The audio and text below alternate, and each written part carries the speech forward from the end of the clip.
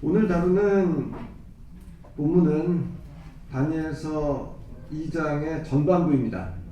다니엘 2장이 하나의 이야기로 구성되어 있기는 하지만 그 분량이 큰데다 또 전반부에도 자세히 살펴보아야 할 것이 좀 많이 있어서 오늘은 전반부만 다루는 것이 더 유익하리라고 생각합니다. 후반부의 말씀은 다음 주에 상고해 보기로 하겠습니다. 다니엘 2장의 중요한 주제는 역사입니다. 역사가 다니엘 2장에서 핵심적인 주제가 되는 것은 다니엘이라고 하는 인물, 이 개인에게도 중요한 사항입니다. 다니엘은 나라가 망하여 포로로 끌려온 사람입니다. 다니엘 1장을 보면 그는 적국의 왕을 보좌하는 데에 필요한 교육을 받았습니다. 하나님은 왜 다니엘로 하여금 이스라엘을 멸망시킨 그 왕의 신하가 되게 하셨을까요? 하나님은 왜 다니엘을 적국이었던 나라를 위해서 살게 하셨을까요? 다니엘은 분명히 이런 질문들을 가졌을 것이고 이 질문들을 안고 고민하였을 것입니다. 본문은 이 질문에 대한 결정적인 대답을 해줍니다. 본문이 그가 가졌던 모든 질문에 대한 대답을 제공하지는 않을지라도 그 핵심과 닿아 있는 것은 분명합니다. 본문을 관찰함으로써 다니엘이 무슨 깨달음을 얻었는지 그리고 그의 깨달음이 오늘을 사는 우리와 어떤 연관을 가지는지 생각해 보기를 원합니다. 다니엘 2장 1절은 우리말 성경에는 번역이 생략되어 있지만 히브리어 원문상 그리고라는 말로 시작합니다. 그리고라는 이 말은 다니엘 1장의 마지막 구절과 직접적으로 연관되기에 이 말의 맥락을 짚어보는 것이 필요합니다. 다니엘 1장 21절에는 이렇게 쓰여 있습니다. 다니엘은 고레스 왕 원년까지 있으니라. 1장에서 다니엘은 왕이 주는 음식을 거부함으로써 바벨론 왕에 대한 충성을 거부하였습니다. 비록 이방 나라에서 살면서 이방 이름으로 불리고 이방 학문을 배우지만 하나님을 왕으로 모시고 하나님 나라를 위해서 살고자 결심했던 것입니다. 하나님께서는 다니엘에게 학문적인 성공을 은혜로 주셔서 왕의 책사로 일하게 하셨습니다. 다니엘 1장의 마지막 구절은 다니엘이 고레스 왕 원년이 될 때까지 왕을 보좌하는 위치에 있었던 것을 말합니다. 고레스는 바벨론을 정복하고 페르시아를 건설한 왕입니다. 바벨론의 느부갓네살 왕의 때로부터 페르시아의 고레스 왕 원년이 되기까지는 약 70년의 세월이 흐릅니다. 즉 소년 다니엘은 노년에 이르기까지 느부갓네살의 뒤를 잇는 바벨론의 여러 왕들을 도와서 책사로서 일했던 것입니다. 이 내용이 나오고 나서 2장의 첫 마디가 그리고인 겁니다. 이 그리고라는 말은 1장에 소개된 다니엘이 노년이 될 때까지 무슨 일을 겪는지 그가 어떤 사람으로 사는지 이제 펼쳐진다 하는 어감을 가집니다. 그렇게 시작하는 다니엘서 2장에서 다니엘은 역사에 관한 하나님의 계시와 마주칩니다. 오늘의 본문은 그 중에 전반부에 해당합니다. 역사에 대한 직접적인 내용은 2장 후반부에 나오고 본문에는 이에 대한 암시만 나옵니다.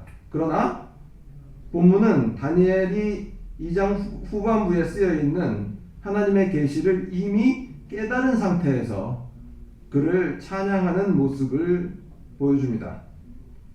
본문은 느부갓네살 왕이 꿈을 꾼 이야기에서 출발합니다. 1절을 다시 읽어보겠습니다. 느부갓네살이 다스린 지 2년이 되는 해에 느부갓네살이 꿈을 꾸고 그로 말미암아 마음이 번민하여 잠을 이루지 못한지라. 느부갓네살 왕은 꿈 때문에 번민하여 잠을 이루지 못합니다. 1절과 관련하여 우리가 조심해야 할 것은 느부갓네살 왕이 단순히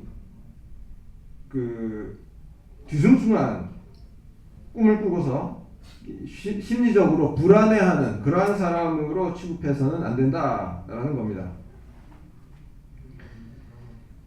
그는 수많은 전쟁을 통해서 대제국을 건설한 사람으로 그 과정에서 뒤숭숭한 꿈도 많이 꾸었을 겁니다. 그리고 그는 어지간한 꿈은 그냥 무시했을 겁니다.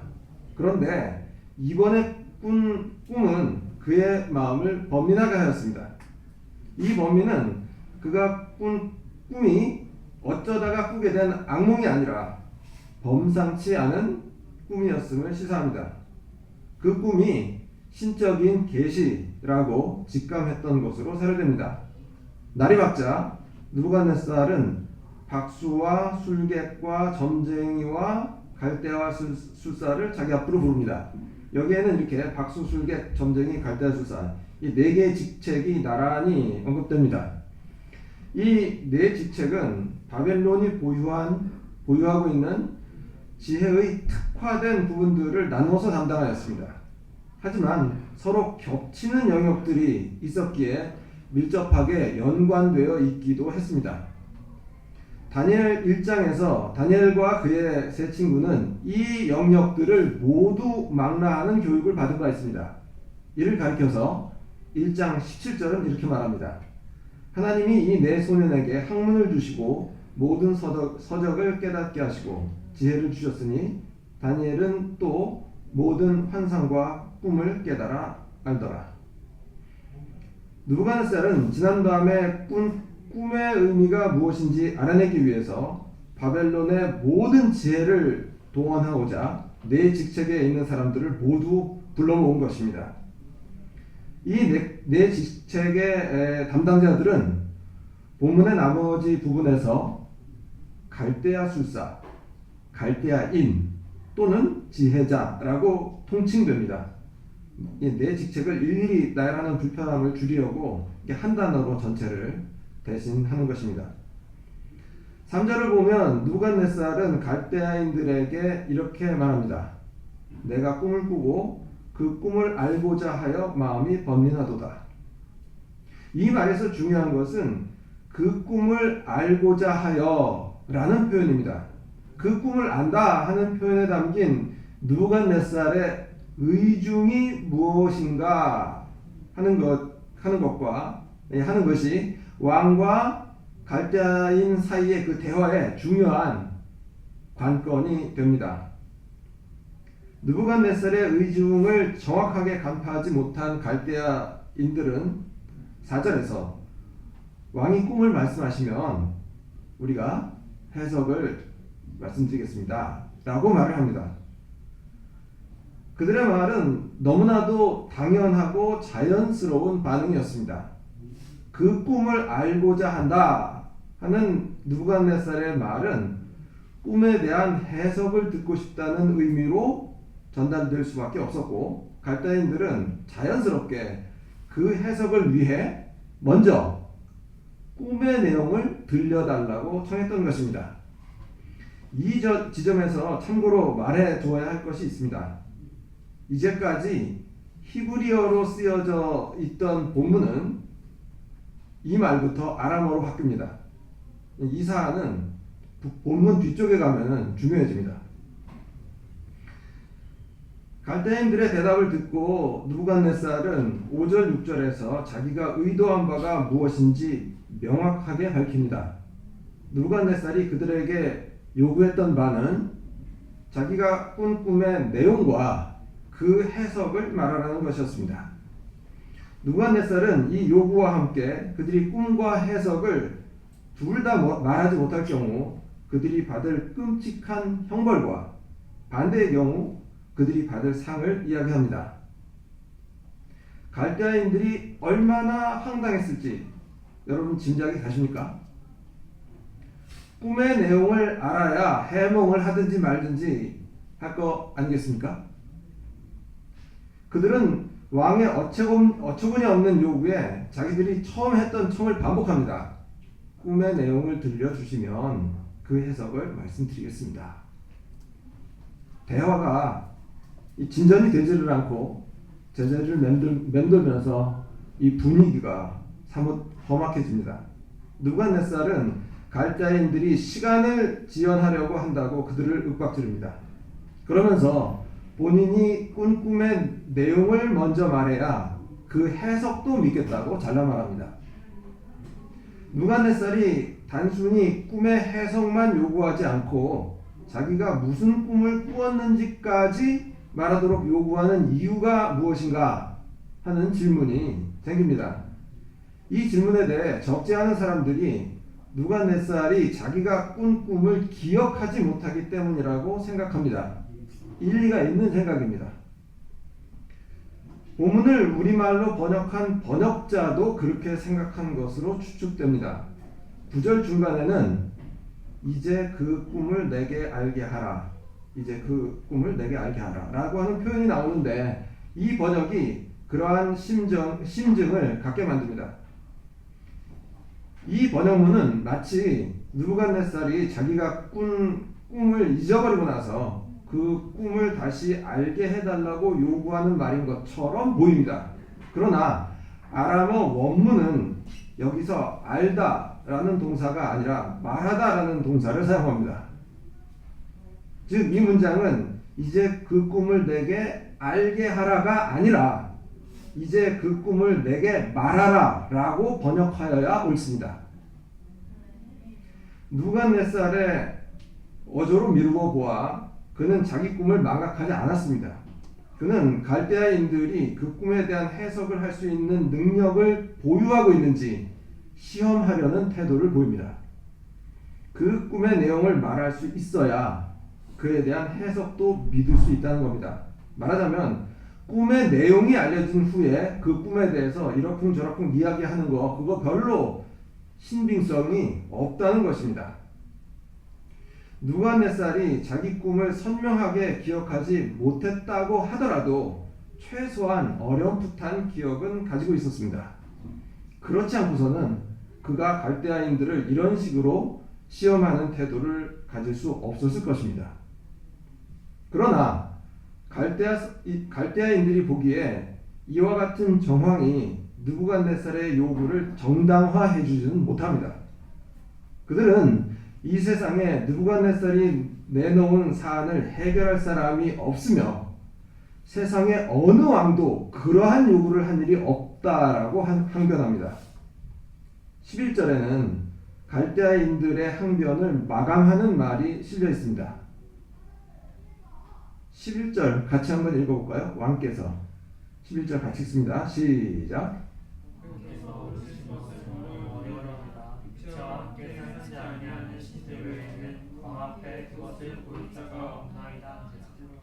왕이 내놓은 문제는 신들이나 풀 수 있는 것으로 사람의 능력을 벗어난다는 것입니다.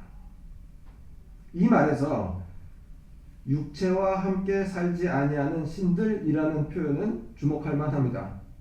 여기서 육체라는 것은 인간을 가리키는 대용어입니다. 그러니까 육체라는 말 대신에 사람을 집어넣어서 읽으면 된다라는 뜻이죠. 육체와 함께 살지 아니하는 신들이라는 이 표현에는 신들의 거처가 인간의 거처가 아닌 다른 장소라는 생각이 깔려 있습니다. 이 점은 본문의 흐름상 기억해 둘 필요가 있습니다.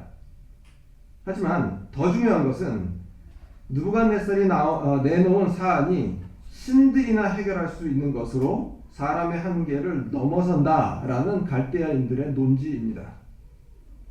이 말을 듣고 느부갓네살은 분노하여 바벨론의 모든 지혜자들을 다 죽이라고 명령합니다. 지혜자들은 신의 계시에 관한 한 전문가여야 하는데 자기가 받은 계시에 대해서 아무것도 모르는 것을 용납할 수가 없었던 모양입니다. 그들은 쓸모없는 거짓말쟁이에 지나지 않고 지금까지 자기를 속였을 뿐이라고 생각한 듯 싶습니다. 왕의 명령은 다니엘과 그의 세 친구에게도 해당하는 것이었습니다. 그들도 바벨론의 지혜자였습니다. 그들은 본문에서 왕 앞으로 불려가지는 않았었습니다. 이들은 다니엘서 1장에 나타나 있는 바와 같이 지혜자로서의 수업은 끝냈지만 아직 왕 앞에 불려나갈 만큼 높은 관직을 받지는 않은 상태였습니다. 하지만 그들은 선배 지혜자들이 왕의 눈에 무능한 거짓말장이로 보였기 때문에 함께 죽을 처지가 되고 맙니다. 이제까지 본문에 등장하지 않았던 다니엘과 세 친구가 이로써 본문의 사건에 연루됩니다. 14절 이하를 보면 왕의 근위대장인 아리욱이라고 하는 사람이 다니엘을 죽이려고 찾아옵니다. 이때 다니엘은 명철하고 슬기롭게 아리욱을 대합니다. 15절에서 다니엘은 아리욱에게 왕의 명령이 어찌 그리 급하냐라고 묻습니다. 이 급하냐라는 말은 시간적으로 너무 빠르게 결정된 것을 가리키기도 하고 지나치게 엄한 조치이다 라는 의미이기도 합니다. 아리욱에게서 자초지종을 들은 다니엘은 왕을 만나서 시간을 주시면 꿈의 해석을 알려드리겠습니다 라고 말을 합니다. 이 대목에서 16절은 일의 경과에 대하여 간단하게 요점만 말합니다. 다니엘은 아직 왕에게 단독으로 나아갈 수 있는 신분이 아니었습니다. 24절을 보면 그는 아리옥을 통해 왕에게 나아갑니다. 16절의 상황에서도 그러하였을 것입니다. 또한 다니엘이 왕에게 한 말도 시간을 주면 꿈의 해석을 알려드리겠다라고 쓰여 있는데 실제로는 왕의 꿈과 그 해석을 말하겠다는 의사를 전달했을 것입니다. 이 대목에서 다니엘은 명철하고 슬기롭게 말할 줄 아는 사람일 뿐 아니라 엄청난 용기와 믿음을 가진 사람임이 드러납니다. 아리옥에게 죽임을 당하지 않은 다니엘은 목숨을 구하기 위해서 도피할 마음을 가질 수도 있었습니다. 그러나 그는 오히려 왕을 찾아갑니다. 그리고 왕 앞에서 아직 알지도 못하는 꿈과 해석을 말씀드리겠다고 공언합니다. 다니엘이 뭘 믿고 이렇게 무모해 보이는 행동을 했을까요? 17절과 18절은 이 물음에 대한 힌트를 제공합니다. 17절, 18절 두 구절 읽어볼까요? 같이 읽습니다. 이에 다니엘이 17, 18절 같이 읽습니다. 시작. 이에 다니엘이 자기 집으로 돌아와서 그 친구 하나냐와 미사엘과 아사랴에게 그 일을 알리고 하늘에 계신 하나님이 이 의미랑 일에 대하여 불쌍히 여기사 다니엘과 친구들이 바벨론의 다른 지혜자들과 함께 죽임을 당하지 않게 하시기를 그들로 하여금 구하게 하니라. 이 두 구절에는 다니엘이 그의 세 친구에게 상황을 알리고 하나님께 기도하도록 요청한 것이 쓰여 있습니다. 하나님께 대한 믿음이 있었기에 다니엘이 왕 앞에 나설 수 있었습니다. 그런데 이 구절에는 몇 가지 눈에 띄는 사항이 있습니다. 먼저 하나님을 가리키는 말로 하늘에 계신 하나님이라는 표현이 사용되는 것에 주목해 보겠습니다. 이 표현은 11절에 육체와 함께 살지 아니하는 신들이라는 말과 깊은 관련이 있습니다. 갈대아인들은 느부갓네살의 요구가 인간의 능력으로는 감당할 수 없고 인간과는 다른 처소에 거하는 신들이나 그 요구를 채울 수 있다라고 하는 것을 말했었습니다. 다니엘이 사용하는 이 하늘에 계신 하나님이라는 표현은 아람어 원문으로 직역하면 하늘의 하나님. 하늘의 하나님은 이 자신이 기도하는 상대가 바로 그러한 신, 하늘에 있는 신임을 뚜렷하게 부각시킵니다. 다니엘의 신은 하늘 위에서 온 우주를 관할하는 신입니다. 그러나 다니엘이 가진 신에 대한 생각이, 신관이 갈대아인들과 같은 것은 아닙니다. 갈대아인들은 막연히 복수의 신들을 말했던 반면에 다니엘은 자기가 기도하는 상대가 그 다수의 신들이 아니라 한 분 하나님이라는 사실을 분명하게 표현합니다. 그가 하늘에 계신 하나님이시기에 그가 원하시면 느부갓네살에게 주어진 비밀스러운 계시의 전모를 다니엘에게 알려주실 수도 있습니다. 다니엘은 이것을 믿었고 그래서 하늘에 계신 하나님이 이 은밀한 일과 관련하여 불쌍히 여기시기를 기도하도록 친구들에게 요청했던 것입니다. 조금 전에 읽은 두 구절에서 주목할 만한 두 번째 사항은 다니엘의 친구들의 이름입니다. 그들의 이름은 여기에서 하나냐와 미사엘과 아사라라고 불리는데 이것은 괄목할 만한 일입니다. 그들의 이름은 사드락과 메삭과 아벳느고라는 바벨론식으로 개명되어 있었습니다. 그리고 본문은 4절 중간부터 바벨론의 언어인 아람어로 쓰였습니다. 원문이 그렇다는 말씀이에요. 다니엘서의 아람어 본문은 7장까지 쭉 이어집니다. 그런데 아람어로 쓰여진 글에 난데없이 세 사람의 히브리어 이름이 등장하는 것입니다. 이 세 사람이 여기서 히브리식 이름으로 불리는 것은 다니엘이 그들에게 기도를 요청하는 것과 깊게 관련되어 있습니다. 다니엘과 친구들이 기도하는 상대가 히브리인의 하나님이라는 점이 중요해지는 것입니다. 이로써 하늘의 하나님이라는 표현이 가질 수도 있는 모호함이 사라집니다. 하늘의 하나님이라는 표현이 정확히 누구를 가리키는 것이냐 하는 의문이 히브리인의 하나님이다 라는 대답을 갖게 되는 것입니다. 하나님께서는 그들의 기도에 응답하십니다. 다니엘은 밤의 환상을 통하여 그 은밀한 것이 무엇인지 알게 됩니다. 그가 느부갓네살의 꿈에 관한 모든 것을 알았을 때 그가 보인 첫 반응은 매우 놀랍습니다. 그가 친구들에게 함께 기도하기를 청했을 때 그 기도의 제목은 그들이 바벨론의 다른 지혜자들과 함께 죽임을 당하지 않는 것이었습니다. 물론 이것이 그들이 구한 유일한 것은 아니었지만 적어도 그들이 기도하는 동기였던 것은 분명합니다.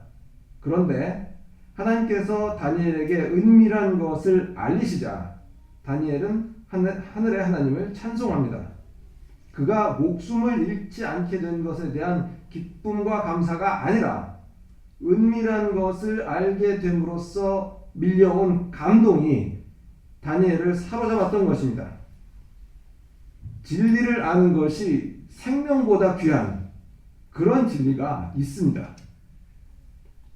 그리고 그 감동은 하나님께 대한 찬송으로 분출합니다. 20절부터 23절까지에는 다니엘이 무슨 말로 하나님을 찬송했는지 쓰여 있습니다. 여기에는 하나님께 대한 찬가가 나오는데 본문의 흐름상 이 대목에서 찬가가 나오는 것은 뜻밖의 일입니다.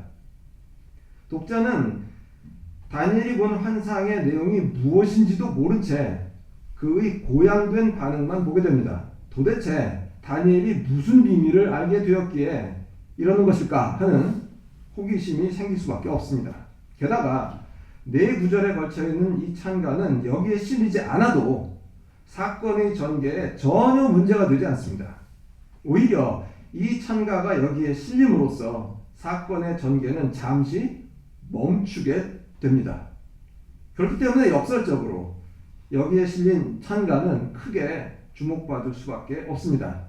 이는 마치 대로 한가운데 서 있는 기념비와 같습니다. 길을 막아 서기에 보지 않은 채 그냥 지나갈 수 없고 반드시 보고 우회해서 지나가야 하는 웅장하고 화려한 기념비와 같이 이 찬가는 사건의 흐름을 멈춰 세웁니다. 한마디로 이 찬가는 매우 중요합니다. 그래서 꼼꼼히 살펴볼 필요가 있습니다. 20절을 보면 다니엘의 찬가는 이렇게 시작합니다. 영원부터 영원까지 하나님의 이름을 찬송할 것은 지혜와 능력이 그에게 있음이로다. 다니엘이 하나님의 이름을 찬송하는 이유는 그의 지혜와 능력 때문입니다. 다니엘의 찬가는 하나님의 지혜와 능력을 찬송하는 내용으로 채워져 있습니다.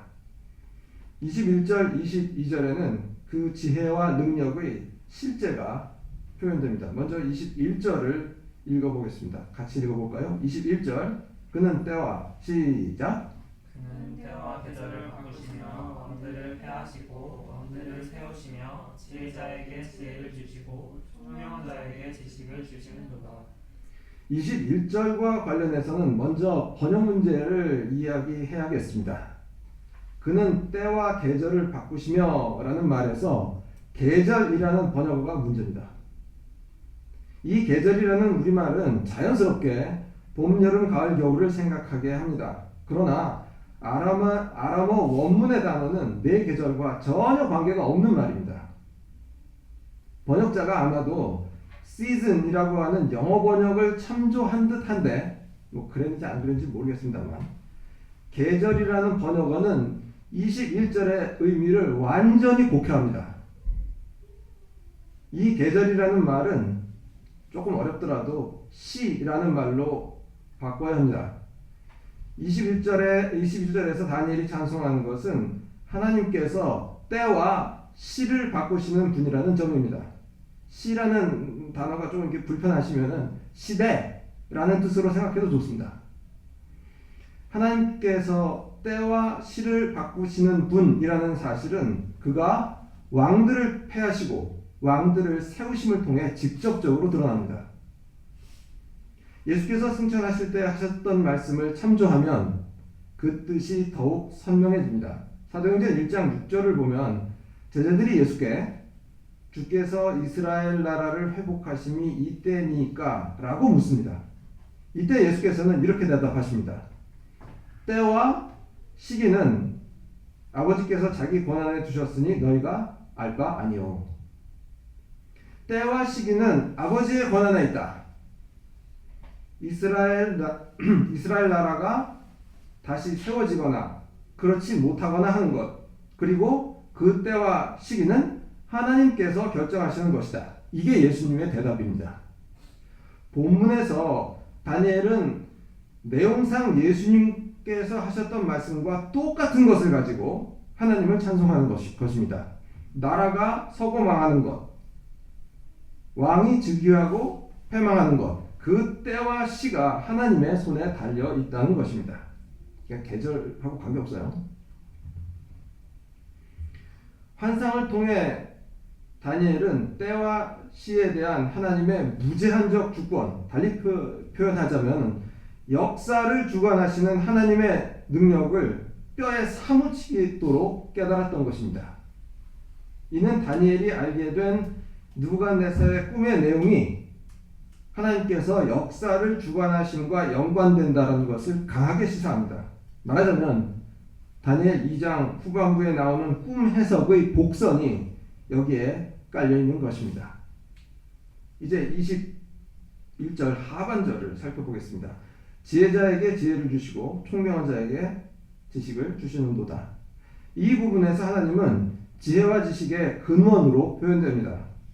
하나님은 그가 원하는 자에게 지혜와 지식을 주는 분이십니다.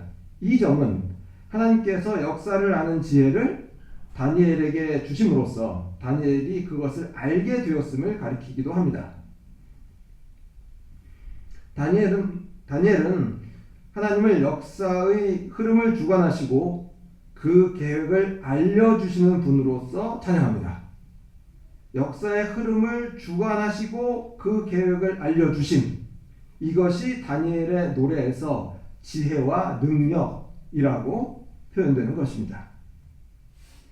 22절에는 세 개의 문장이 나오는데 이 문장들은 다니엘의 생각이 진전된 과정을 나타내는 것으로 여겨집니다. 첫 문장, 깊고 은밀한 일을 나타내시고 라는 말에는 옛적부터 하나님의 사람들이 경험한 것이 반영되어 있습니다. 하나님은 깊고 은밀한 일을 알리시는 분이십니다. 다니엘도 바로 그것을 조금 전에 경험하였습니다. 두 번째 문장에서 다니엘은 자기를 비롯한 여러 사람들이 경험한 사실들로부터 일반적인 진리로 한 걸음 나아갑니다. 두 번째 문장, 어두운 데에 있는 것을 아신다는 말은 깊고 은밀한 것을 나타내시는 하나님께서 그 나타내시는 것 외에도 어둠에 쌓여있는 모든 것을 아시는 분이라는 점, 즉 그가 전지한 하나님이심을 부각시킵니다. 하나님께서 알고 계시는 그 모든 것들 중에 일부를 다니엘에게 보여주신 것입니다. 세 번째 문장, 빛이 그와 함께 있도다 라는 말은 하나님의 속성을 나타내는 말입니다. 빛이라는 말을 통해 하나님께서 모든 것을 환하게 아시는 분이시자 또 지극히 선한 분이심이 강조됩니다. 하나님께서 행하시는 일과 그 능력 너머에 그의 성품이 찬송의 대상이 됩니다. 우리가 하나님께 드리는 찬송도 다니엘의 찬송과 다르지 않습니다. 우리는 그가 우리에게 행하신 일을 찬송하기도 하지만 거기에서 출발하여 하나님의 어떠하심에 대한 찬송으로 나아갑니다. 즉 그가 우리에게 행하신 구체적인 일에서 출발하여 그의 선하시고 인자하심이 영원하심을 찬송하는 것입니다. 23절에서 다니엘은 자기에게 발생한 일에 대해서 감사하며 찬송합니다. 읽어보죠. 같이 읽어볼까요? 나의 조상들의 23절 같이 읽습니다. 시작. 나의 조상들의 하나님이여, 주께서 이제 내게 지혜와 능력을 주시고 네가 주께 구한 것을 내게 알게 하셨사오니 내가 주께 감사하고 주를 찬양하나이다. 곧 주께서 왕의 그 일을 내게 보이셨나이다 하니라. 예, 여기서 다니엘은 자기 자신에게 발생한 일을 찬양하는데요. 찬양의 이 찬가의 형식에 큰 변화가 일어납니다. 23절에서 무슨 변화가 일어나는지 보이십니까?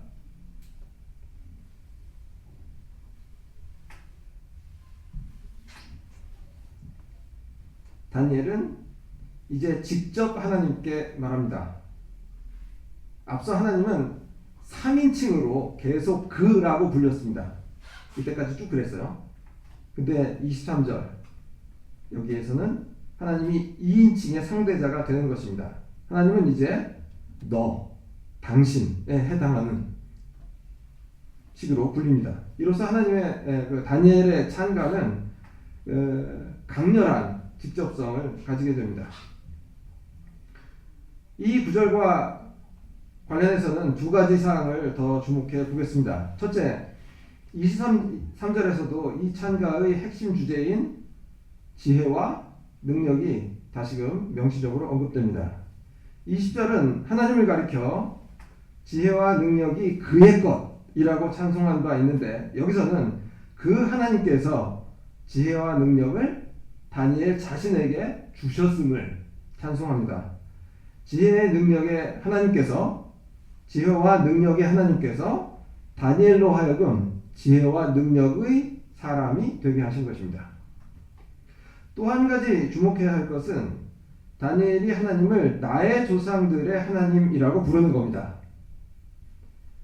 앞서 하나님은 거듭 하늘의 하나님이라고 불린 바 있습니다. 다니엘은 그의 찬가에서 동일한 그 하나님을 이번에는 나의 조상들의 하나님이라고 부릅니다. 인간이 사는 곳이 아닌 하늘에 계신 하나님은 초월적인 분이십니다. 하나님은 인간과는 다른 차원에 계신 분입니다. 그러나 그분은 다니엘의 조상들과 관계를 맺고 그들의 이야기에 엮여 있는 분이기도 합니다. 아브라함의 이야기, 야곱 이야기, 그 전에 이삭인가? 이삭 이야기. 이 이야기에서 하나님 빼면 뭐가 남죠? 조상들의 이야기는 또한 하나님의 이야기이기도 합니다. 세상을 초월하시는 하나님은 그냥 멀리 계신 분이 아니라 세상 안으로 들어오셔서 일하시는 분이시기도 합니다. 세상을 초월하시는 하나님이 또한 세상에 내재하는 하나님이십니다. 그러니까 하늘의 하나님이 또한 조상들의 하나님이십니다. 나의 조상들의 하나님이라고 하는 표현은 다니엘 자신과도 연관이 됩니다. 하나님과 조상들의 관계, 하나님과 조상들의 관계, 이게 하나님과 후손들의 관계를 결정하기 때문입니다. 다니엘의 조상들과 관계를 맺은 과거의 하나님이 다니엘에게 누갓네살 왕의 일을 알리심으로써 지금은 다니엘의 현재에 관여하고 계신 것입니다. 우리가 읽는 성경에는 직접적으로 미래에 대한 말을 하는 그러한 예언도 있지만 대부분 과거의 일들이 기록되어 있습니다. 그러나 그것들이 단순한 과거사는 아닙니다. 과거사 속에 나타나셨던 그 하나님이 오늘날 일하고 계신 하나님이심을 우리가 잊지 말아야 합니다. 본문은 다니엘이 아리옥을 통해서 이제 느부갓네살 왕을 만나려고 이제 하는 장면으로 이제 마무리가 됩니다. 다음 장면에 느부갓네살의 그 꿈에 대한 이야기가 나오겠구나라고 하는 그 기대가 이제 여운으로 남으면서 본문이 끝을 맺습니다. 이제 오늘 나눈 말씀을 되짚어 보도록 하겠습니다. 본문은 한 대제국의 왕이 꿈을 통해 받은 하나님의 계시를 축으로 전개됩니다. 아무도 그 계시의 내용과 뜻을 알지 못할 때 오로지 다니엘만 하나님의 알려주심을 힘입어서 은밀한 것을 깨닫고 하나님을 벅찬 찬가로 찬송합니다. 오늘의 본문은 느부갓네살이 세계적인 대제국을 건설한 왕으로서 세계사의 흐름을 주도한 사람이기는 하지만 역사 속에 자기 위치는 알지 못한다는 것을 보여줍니다.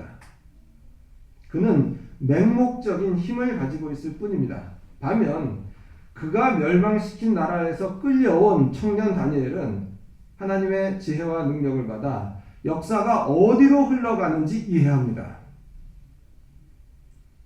이 세상의 역사 속에는 사람의 눈으로 보기에 도무지 납득할 수 없는 일들이 벌어집니다. 우리 주변으로 눈을 돌려도 그러한 모습은 얼마든지 찾을 수 있습니다. 세계를 지배하는 권력자들의 불의는 세상이 정의로운지 큰 의구심을 불러일으킵니다. 하나님은 역사의 흐름에 관여하지 않으시는 것처럼 보입니다. 그러나 사람의 눈에 일시적으로 그렇게 보일지라도 하나님께서 역사를 주관하신다는 것은 엄연한 사실입니다. 다니엘은 이것을 깨달았습니다. 세계사의 획을 긋는 대제국의 권력자도 자기가 역사 속에 어느 위치를 점하고 있는지 알지 못하는 반면 패전국의 포로도 역사 뒤편에서 역사를 움직이는 하나님이 계심을 압니다. 하나님은 때와 시를 바꾸시고 왕들을 패하기도 또 세우시기도 하시는 분이십니다. 그는 무대 뒤에 계셔서 겉으로 드러나지 않으시지만 무대 위의 사건을 주관하는 진정한 힘입니다. 다니엘은 이 은밀한 것을 깨닫고 하늘의 하나님이자 그의 조상들의 하나님이신 그분께 찬가를 올려드렸습니다. 다니엘의 이 노래에서는 포로로 잡혀온 사람의 비통함을 전혀 찾을 수 없습니다. 다니엘의 나라는 망했지만 그것은 하나님께서 주무르시는 역사의 한 장면일 뿐이고 하나님의 나라가 망한 것은 아니었습니다. 그러므로 다니엘은 여전히 하나님 나라의 백성으로서 그 나라를 위해 살 용기를 가질 수 있었습니다. 그가 역사의 큰 그림을 가지고 있었기에 그가 처한 현재의 위치가 의미를 가질 수 있었습니다. 여러분은 하나님의 나라가 지금도 여전히 존재함을 믿으십니까? 하나님께서 자신의 뜻을 관철시키셔서 세상 끝날 그의 나라가 이 땅에 임할 것을 믿으십니까? 다니엘이 패전국의 포로였지만 진정한 의미의 패배자가 아니라 지혜와 능력의 사람이었던 것처럼 우리가 혹 외적으로 연약한 자리에 처하더라도 은밀한 것을 아는 사람으로서 살 수 있기를 바랍니다. 그리하여 다니엘이 불렀던 그 찬가를 우리도 부르면서 그 감동 속에서 하나님 나라의 백성으로서 살기를 간절히 바랍니다. 기도하시겠습니다.